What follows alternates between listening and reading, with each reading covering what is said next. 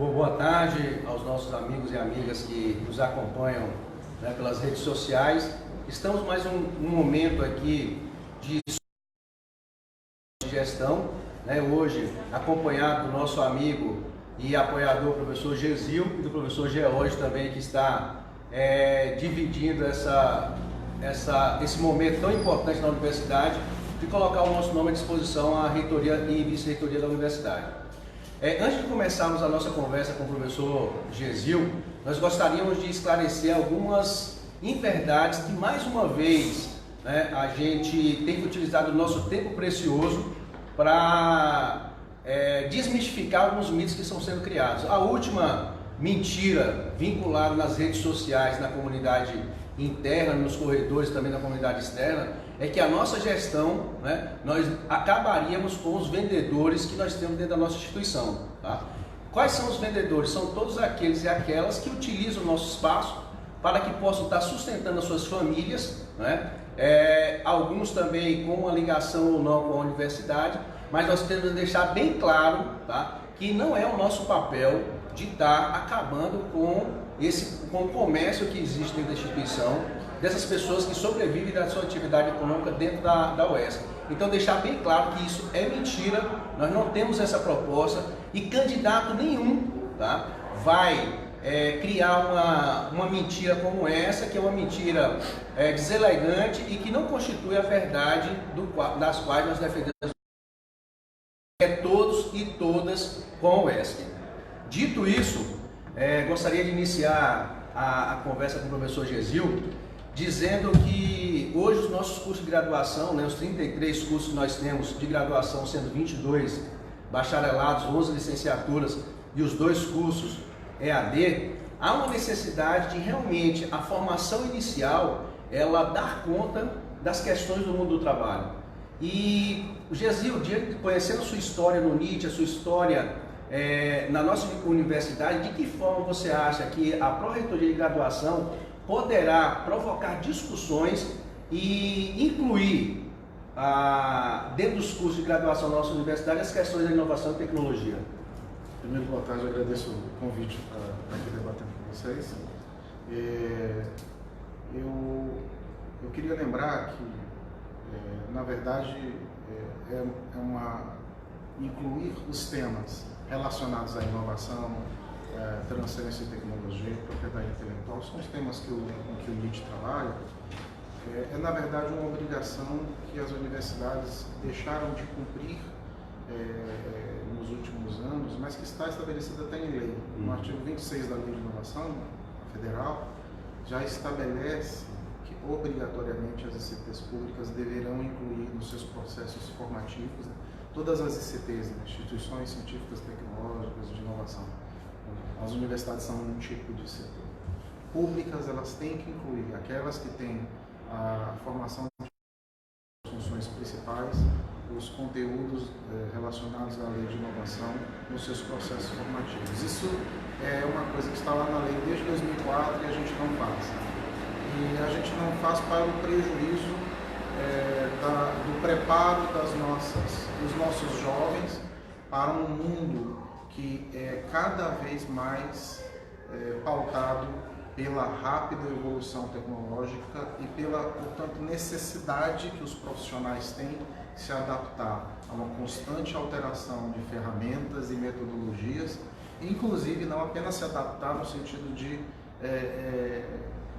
absorver essas novidades, mas também ser protagonista e gerar essas novidades, né, que a gente chama de inovações, né, que vão sim fazer com que nós tenhamos uma melhor competitividade e uma melhor capacidade de resolver os nossos problemas. Isso vale para absolutamente todas as áreas, mesmo aquelas que normalmente não se sentem tão relacionadas com inovação tecnológica. A gente conhece laboratórios de ponta em áreas de interesse muito grande da população, como por exemplo saúde, que são coordenados por pessoas que são de áreas, por exemplo, como sociologia, né?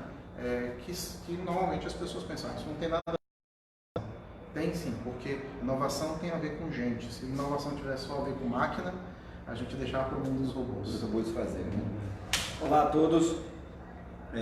Gizil, fizemos parte nos últimos 2 anos, do grupo de trabalho do governo do estado para construir um novo marco legal estadual de ciência e tecnologia.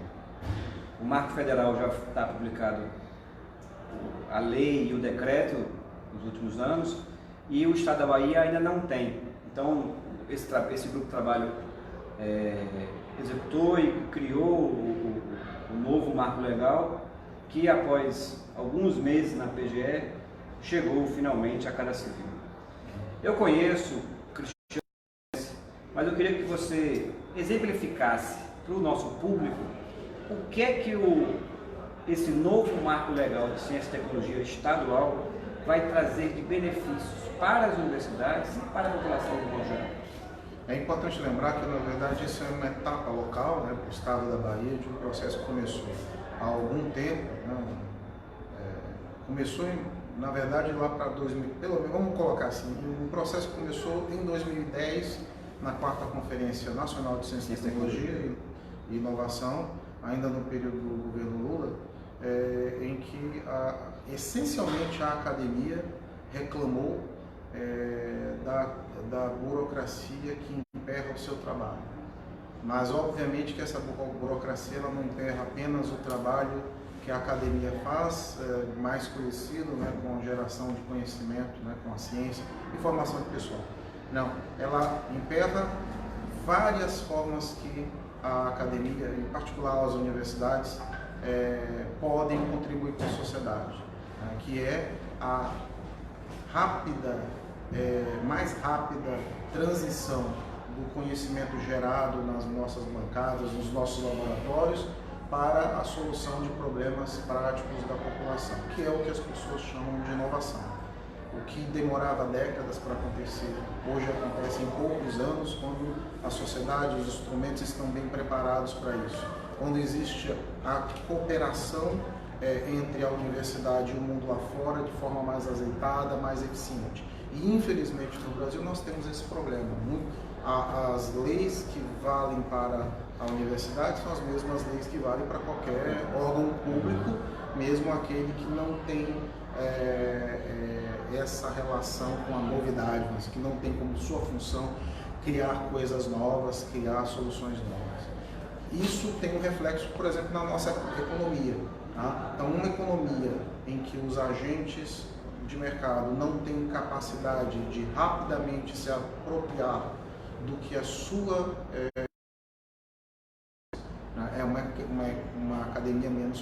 uma economia menos propensa à inovação, portanto menos competitiva nos dias de hoje.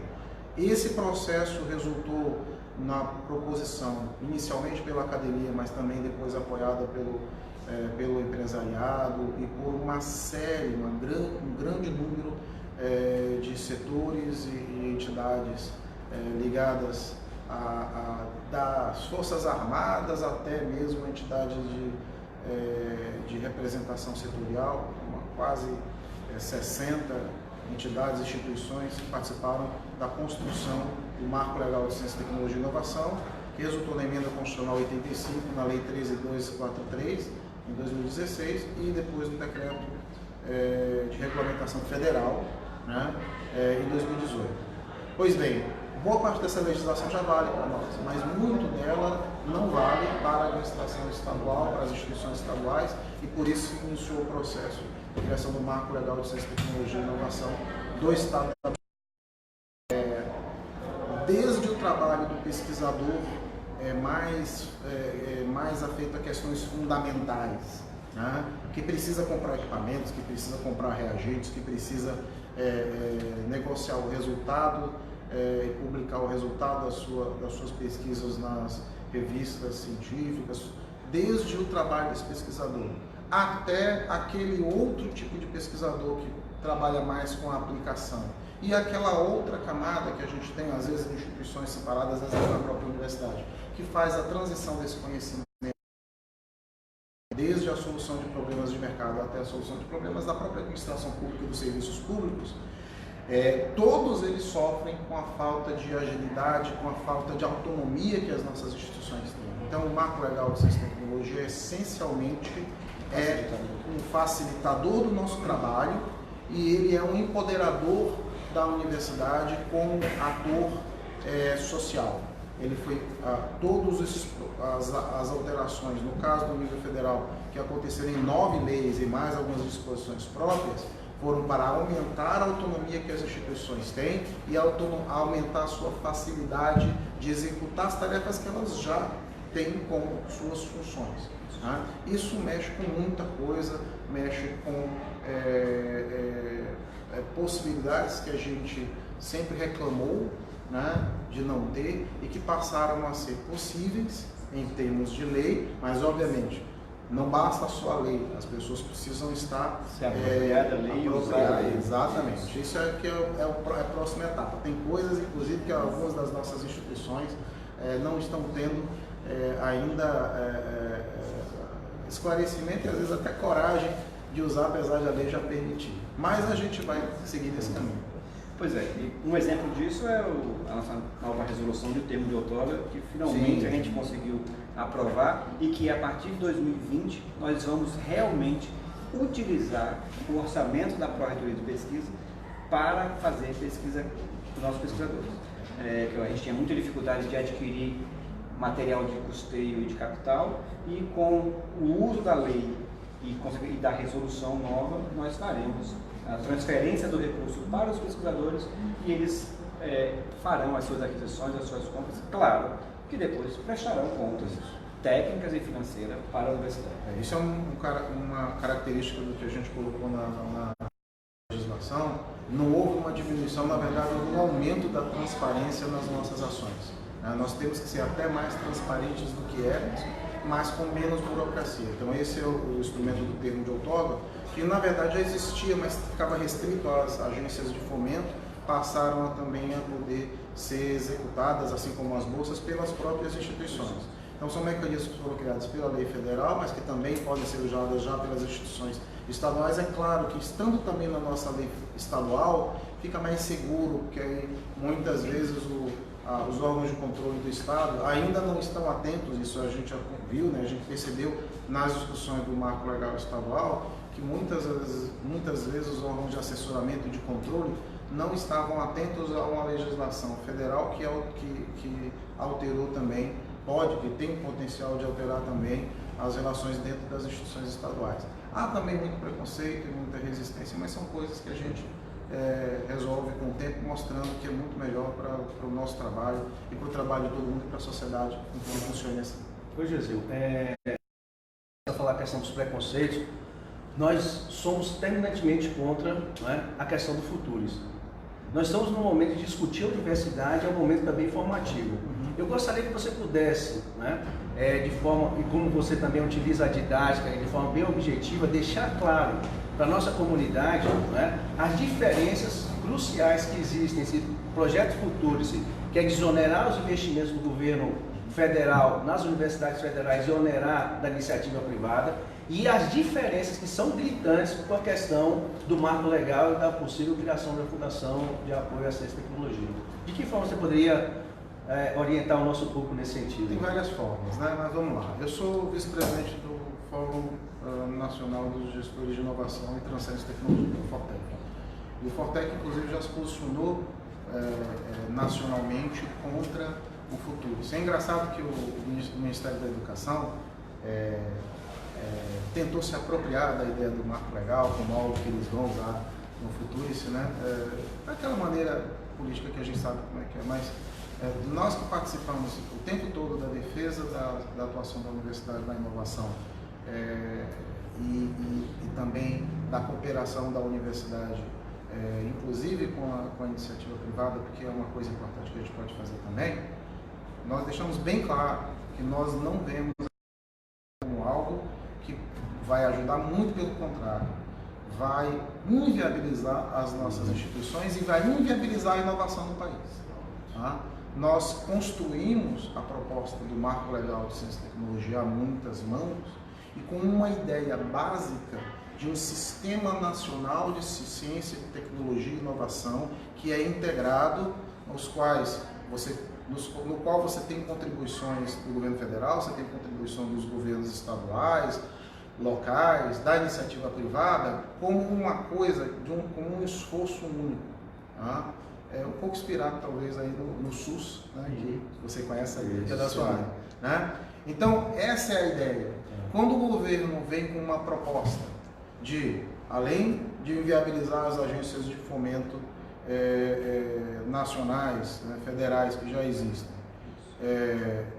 ainda cria um sistema de recompensa, vamos dizer assim, né, que é o acesso a fundos nacionais criados no MEC, mas apenas para uma parcela das instituições, que são as instituições federais que aderirem ao Futurice, eles estão fazendo uma coisa que destrói completamente a ideia do Sistema Nacional de Ciência, Tecnologia e Inovação, tá?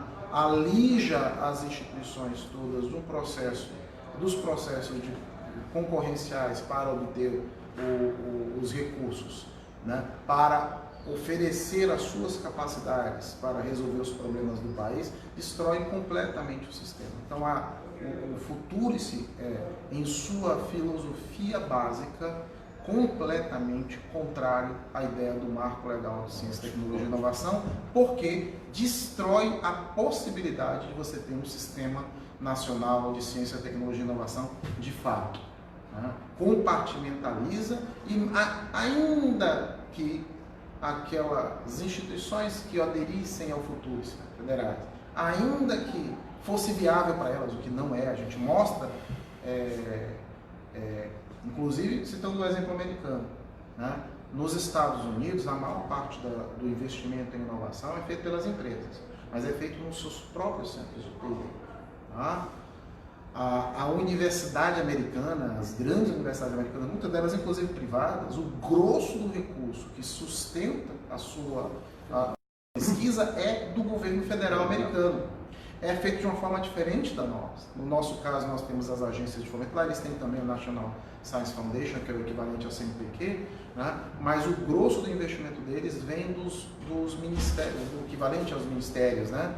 Que eles têm, finalísticos, né? O Departamento de Defesa, o Departamento de Energia, o Sistema Nacional de Saúde. Então, eles é que fazem diretamente o investimento e que é responsável por mais de 60%, historicamente sempre foi assim, na verdade, o ano em que as universidades americanas mais utilizaram de recursos de empresas para o seu processo de pesquisa foi o ano de 1959, em que 8,5% do orçamento geral de pesquisa das universidades vinha das empresas. Hoje isso está por volta de 6%. Mais de 60% é governo federal, isso no montante geral. Ainda tem alguns fundos específicos do governo federal lá, que ainda engrossam mais ainda esse percentual. Aí depois vem os fundos patrimoniais das instituições, que são coisas que existem há mais de 100 anos, então tem fundos muito grandes lá, com muito recurso, que são das próprias instituições, que recebem doação com incentivo fiscal, com redução de imposto, coisa que nós não temos aqui. E mesmo assim, para eles terem esses fundos muito grandes, eles demoraram muitas décadas para compor esses fundos. Então, simplesmente importar esse sistema americano para cá e dizer que isso vai resolver um problema, coisa que lá não é suficiente, dizer que vai sustentar as universidades, é uma grandíssima prova de não conhecer o nosso sistema. Na verdade, de não conhecer a aritmética básica. Bom, Gesil, nosso NIT, com todas as dificuldades, nós já tivemos um NIT com 6 pessoas, hoje temos 2 funcionários dentro, servidores de tecnoanalista dentro. Além, claro, você, Soraya. Nosso NIT esse ano conseguiu auxiliar no registro de 70 marcas da nossa região, de empresários, pequenos empresários, microempresários da região. Como a gente, além de aumentar a capacidade técnica do NIT, como a gente vai trabalhar com esse NIT nos próximos 4 anos para que ele realmente consiga ser um órgão de transferência de tecnologia da universidade para a região? Então, o NIT já teve bastante gente, né? Mas isso era quando a FAPESB, né? O edital de sistemas locais de inovação. Temos a promessa que vai sair um novo esse ano, né? Estamos lá cobrando, né, a FAPESB para que solte logo esse edital, mas já faz 4 anos que não temos esse edital disponível e por conta das limitações de pessoal das nossas universidades estaduais, que tem bem menos liberdade, inclusive, para fazer contratação de servidores do que as federais, né? Por conta dessa falta de flexibilidade e autonomia para abrir vagas e concurso, nós ficamos muito dependentes desse edital. Quando a FAPESB parou de apoiar os NITs se esfacelaram das estaduais. A gente foi buscando algumas soluções.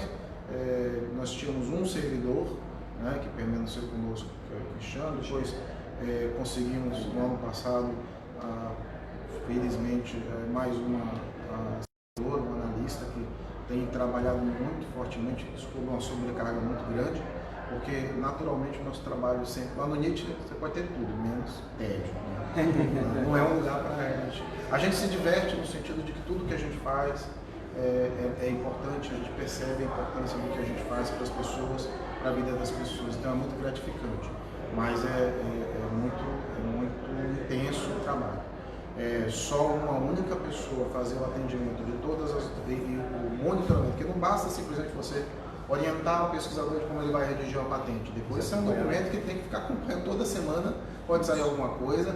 A gente teve problemas, por exemplo, quando a gente ficou sem pessoal, nós perdemos patentes, porque toda terça-feira sai revista do INPI, questionamentos ou coisas a se corrigir, e pode surgir alguma coisa relativa aos nossos documentos. Tem que ter alguém monitorando e alguém que seja capacitado, e é um treinamento contínuo, não é uma coisa que você aprende em uma semana, não. São coisas muito complexas e que você precisa ter gente com tempo para se capacitar.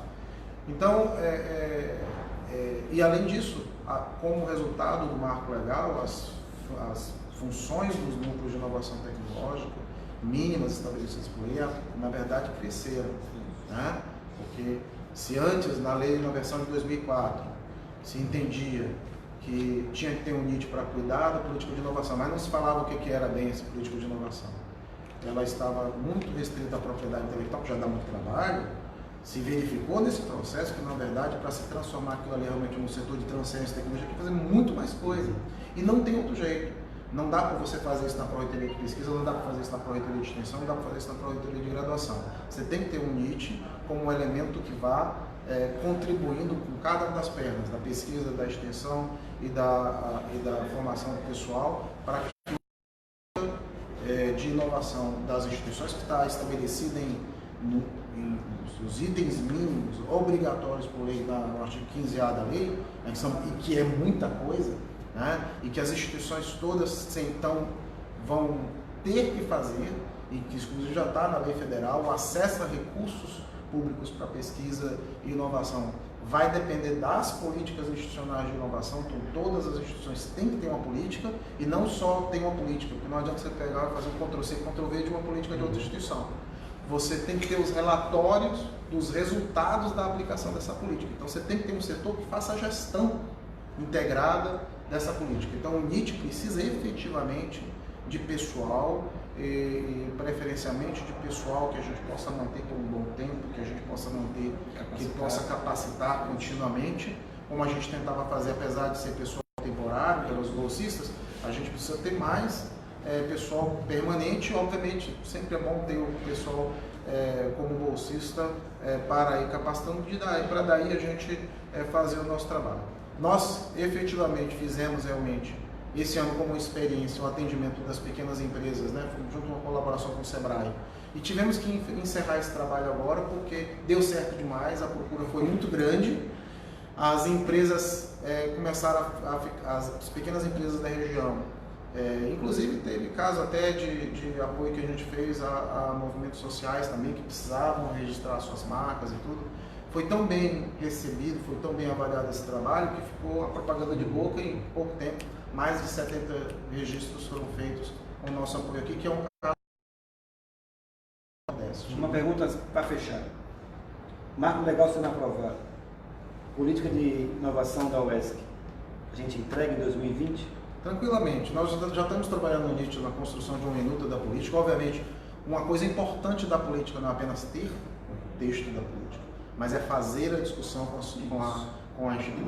toda a instituição para mostrar, olha, como isso aqui é importante fazer, para que inclusive não ocorra mais essas coisas de fake news. Tem muita coisa que fica, tem muita gente ainda que fala assim, até boa vontade, né, por desconhecimento, fala bobagem com relação a muita coisa que está no marco legal, as questões das fundações de apoio, por exemplo, que são amplamente utilizadas. A gente usa, inclusive, a gente conseguiu depois de muita briga, a gente para poder usar para a fundação de apoio para importação, porque foi visto que efetivamente é impossível a gente fazer certas coisas da forma como a gente tem na gestão estadual. Então é preciso ter esse tipo de setor.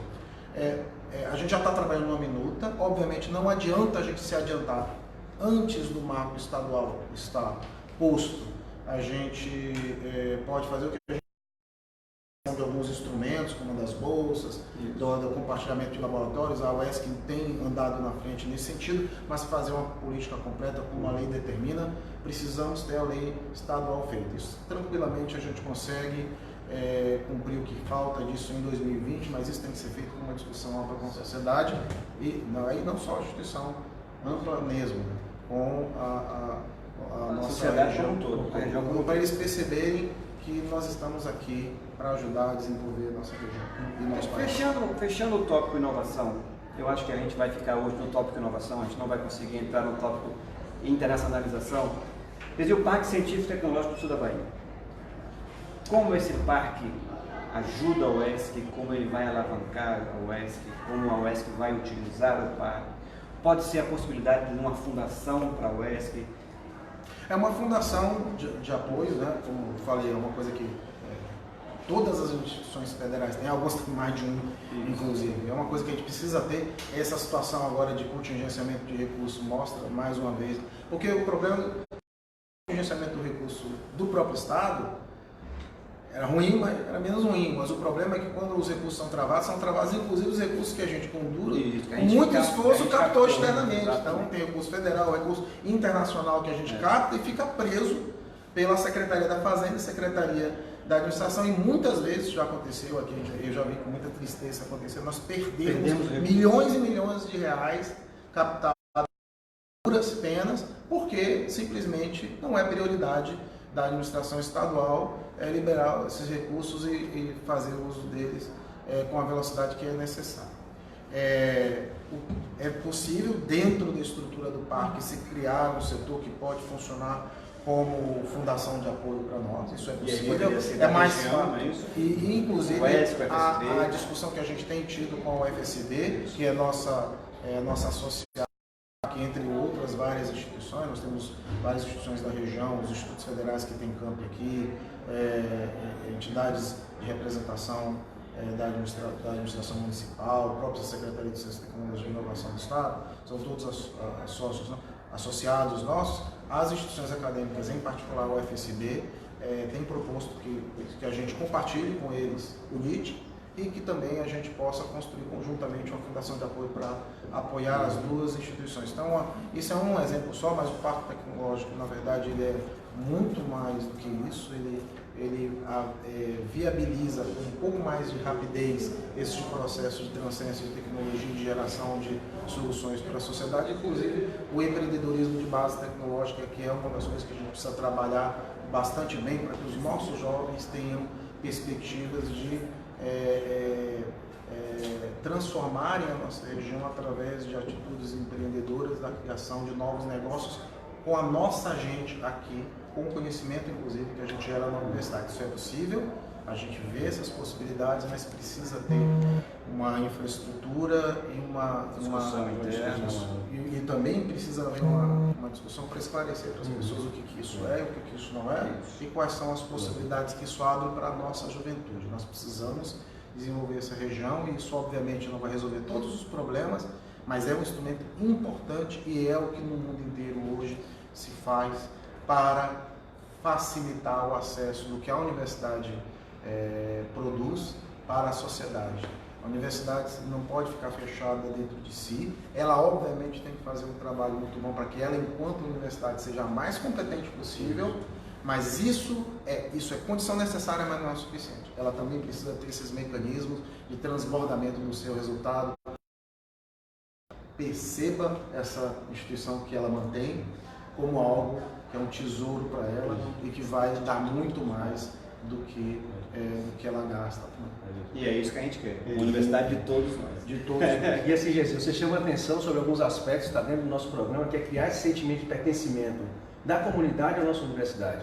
E você está chamando a atenção também que a gente está pensando dentro do processo formativo dos nossos alunos, não só a partir da pesquisa, ensino e extensão, mas de que forma a inovação e tecnologia vai ampliar o seu processo formativo e que a gente consiga formar pessoas que realmente sejam mobilizadoras da inovação e tecnologia no mundo do trabalho.